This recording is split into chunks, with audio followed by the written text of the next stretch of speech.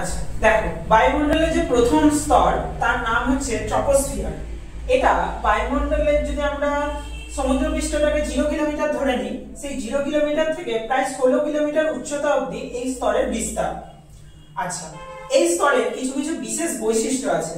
প্রথম বৈশিষ্ট্য হচ্ছে, আমরা পৃথিবীর যত রকম গ্যাস আমরা জানি, কার্বন ডাই অক্সাইড, তারপর অক্সিজেন, নাইট্রোজেন, তারপর বিভিন্ন এই যত রকম গ্যাস জানি তার প্রায় 75% আমরা এই বায়ুস্তরেই দেখতে পাবো।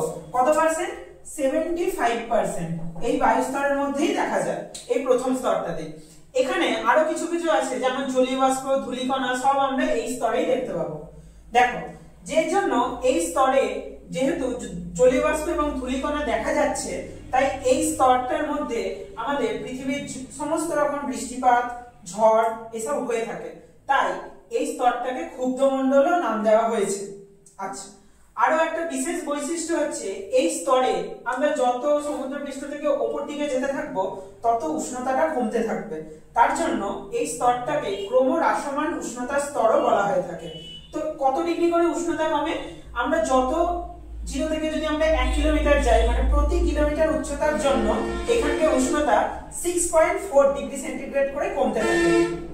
আচ্ছা, এই স্তরের একদম শেষের যে স্তরটা, মানে এই যে 16 যেখানে লেখা রয়েছে, এখানে দেখো একটা সরু দাগ করা রয়েছে, সরু একটা ঘর আছে।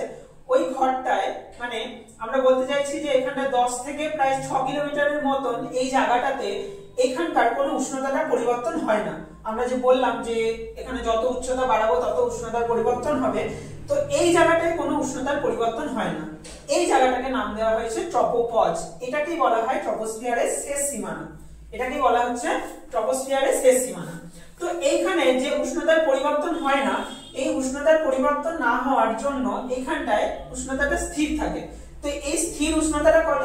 এখানে স্থির উষ্ণতাটা বলা হচ্ছে -54 ডিগ্রি সেন্টিগ্রেড।